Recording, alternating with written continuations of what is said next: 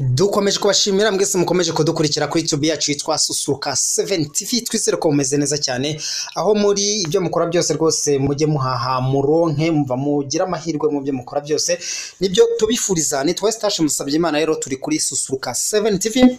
Ahangaha rero muri kubona ni mu ishuri rya Groupe Institute Philippe Mardone, ni ishuri rwose ry'ababikira baba Serziani bashinzwe na Mutagatifu Philippe Mardone, aho rwose uyu Mutagatifu yitaga ku bana bafite ubumuga bwo kutumva no kutavuga ndetse n'abandi bakeneye ubufasha.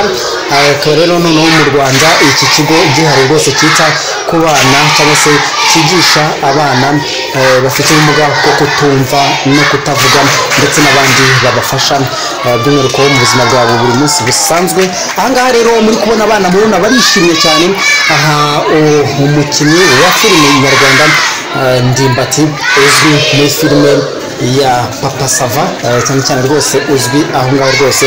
Ahangaha rwose yari yasuye abana yaje gusangira nabo nk'uko muri kubibona amaji amafunguro asanzwe.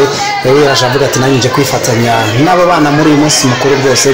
Uyu Mutagatifu wakoze ibyiza agashinga ikigo akita ku bana bafite ubumuga bwo kutumva no kutavuga ndetse n'abandi bakeneye ubufasha by'umwihariko. Abangaba nyine muri kumva ari kuvuga nabiga mu kigo babasha kuvuga n'abantu baje bamwishimiye cyane.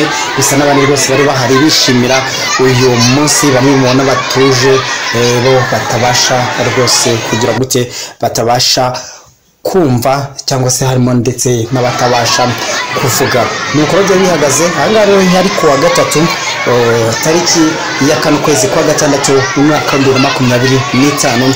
Hari hashize imyaka 102 uyu Mutagatifu yitabye Imana ko nawe rwose yapfuye ku itariki ya 4 ukwezi kwa gatandatu. Nuko byari bihagaze ahangaha Nyamirambo by'umwihariko mu ishuri ry'ababikira baba Serziani bashinzwe na Mutagatifu Philippe Mardone. Ndabashimiye cyane rero mba mukomeze kubana natwe no byari byiza cyane.